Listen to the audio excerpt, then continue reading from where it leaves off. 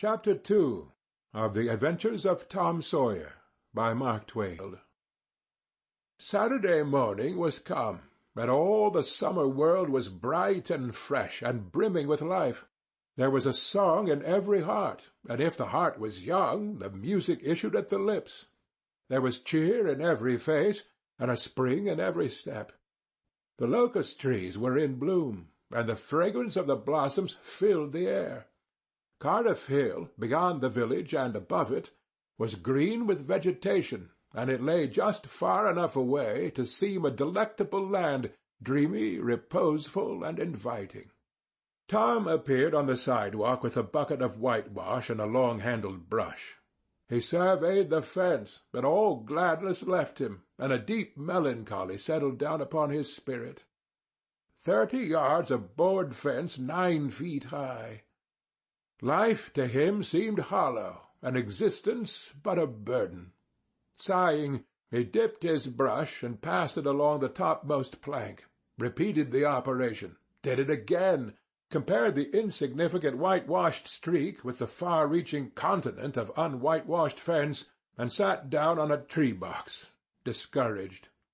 Jim came skipping out at the gate with a tin pail and singing Buffalo Gals. Bringing water from the town pump had always been hateful work in Tom's eyes before, but now it did not strike him so. He remembered that there was company at the pump. White, mulatto, and negro boys and girls were always there, waiting their turns, resting, trading playthings, quarrelling, fighting, skylarking, and he remembered that although the pump was only 150 yards off, Jim never got back with a bucket of water under an hour, and even then somebody generally had to go after him. Tom said, "Say, Jim, I'll fetch the water if you whitewash some." Jim shook his head and said, "Can't, Mars Tom. Old Missus, she told me I gotta go and get this water and not stop fooling around with anybody. She says she s'pect Mars Tom gwine to ask me to whitewashin', so she told me to go along and tend my own business. She lied she'd tend to the whitewashin'." "Oh, never you mind what she said, Jim. That's the way she always talks. Give me the bucket. I won't be gone only a minute. She won't ever know." "Oh, I dasn't, Mars Tom. Old Missus, she'd take and tar the head off of me. 'Deed she would." She never licks anybody, whacks 'em over the head with her thimble, and who cares for that, I'd like to know. She talks awful, but talk don't hurt. Anyways, it don't if she don't cry. Jim, I'll give you a marble. I'll give you a white alley." Jim began to waver. "White alley, Jim, and it's a bully tall." "My, that's a mighty gay marvel, I tell you, but Mars Tom, I's powerful afraid of old Missus." "And besides, if you will, I'll show you my sore toe." Jim was only human. This attraction was too much for him. He put down his pail, took the white alley, and bent over the toe with absorbing interest while the bandage was being unwound. In another moment he was flying down the street with his pail in a tingling rear. Tom was whitewashing with vigor, and Aunt Polly was retiring from the field with a slipper in her hand and triumph in her eye. But Tom's energy did not last. He began to think of the fun he had planned for this day, and his sorrows multiplied. Soon the free boys would come tripping along on all sorts of delicious expeditions, and they would make a world of fun of him for having to work. The very thought of it burnt him like fire. He got out his worldly wealth and examined it. Bits of toys, marbles, and trash.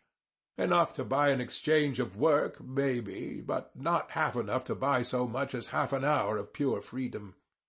So he returned his straitened means to his pocket, and gave up the idea of trying to buy the boys.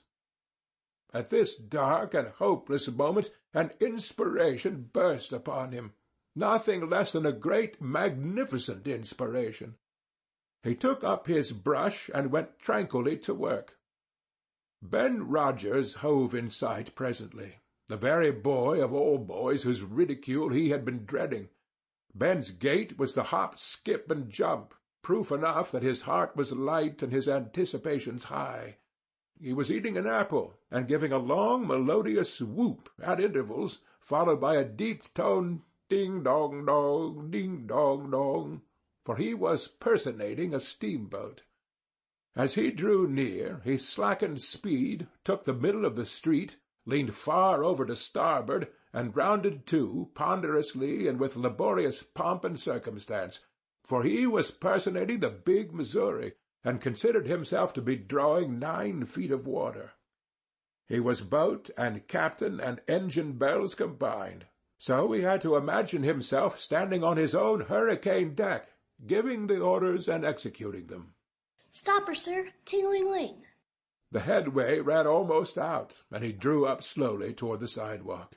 "Ship up to Beth. Ting-a-ling-ling." His arms straightened and stiffened down his sides. "Set her back on starboard. Ting-a-ling-ling. Chow, chow, wow, chow." His right hand, meantime, describing stately circles, for it was representing a 40-foot wheel. "Let her go back on the starboard. Ting-a-ling-ling. Chow-chow."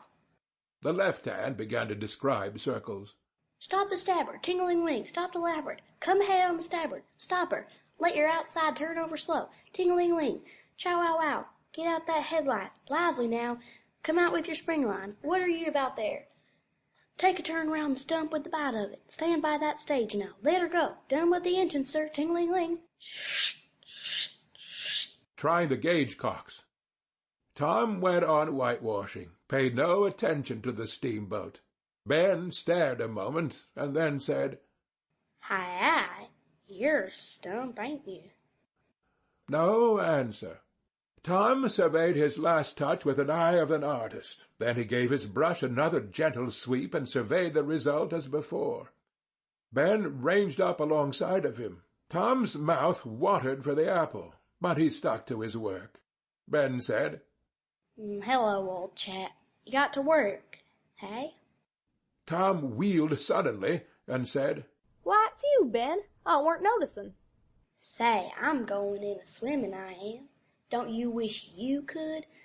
But of course you'd rather work, wouldn't you? Course you would." Tom contemplated the boy a bit and said, What do you call work?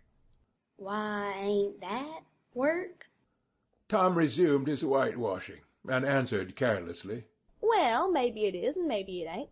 All I know is it suits Tom Sawyer. "Oh, come now. You don't mean to let on that you like it." The brush continued to move. Like it?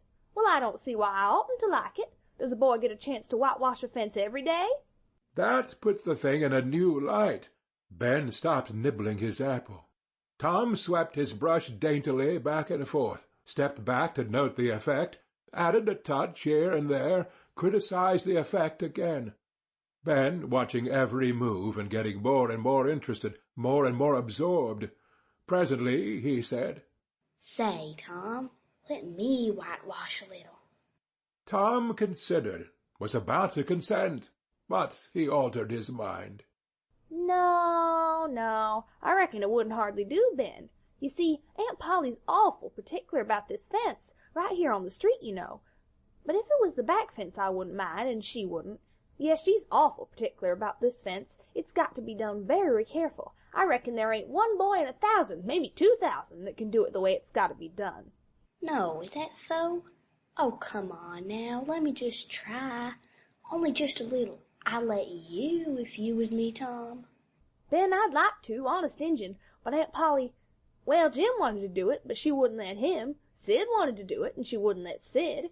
Then don't you see how I'm fixed? If you was to tackle this fence and anything was to happen to it— "Oh, shucks, I'll be just as careful. Now, let me try. Say, I'll give you the core of my apple." Well, here— No, Ben, now don't. I'm afeard. "I'll give you all of it." Tom gave up the brush, with reluctance in his face, but alacrity in his heart.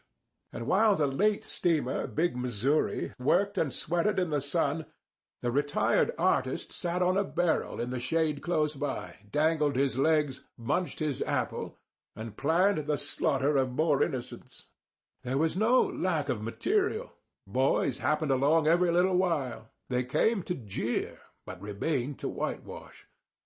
By the time Ben was fagged out, Tom had traded the next chance to Billy Fisher for a kite in good repair, and when he played out, Johnny Miller bought in for a dead rat and a string to swing it with, and so on, hour after hour, and when the middle of the afternoon came, from being a poor, poverty-stricken boy in the morning, Tom was literally rolling in wealth.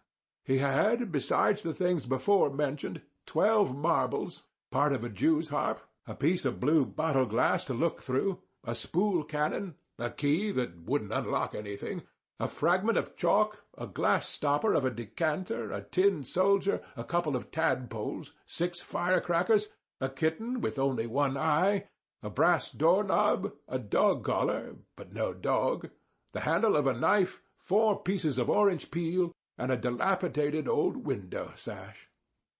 He had had a nice, good, idle time all the while, plenty of company, and the fence had 3 coats of whitewash on it. And if he hadn't run out of whitewash, he would have bankrupted every boy in the village.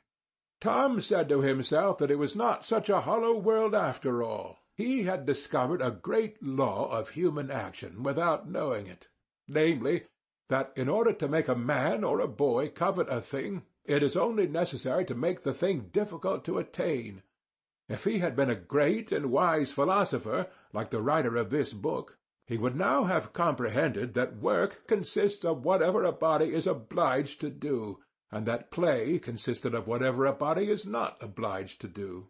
And this would help him to understand why constructing artificial flowers or performing on a treadmill is work, while rolling 10-pins or climbing Mont Blanc is only amusement. There are wealthy gentlemen in England who drive 4-horse passenger coaches 20 or 30 miles on a daily line in the summer because the privilege costs them considerable money, but if they were offered wages for the service, that would turn it into work, and then they would resign. The boy mused a while over the substantial change which had taken place in his worldly circumstances, and then wended toward headquarters to report. End of chapter 2.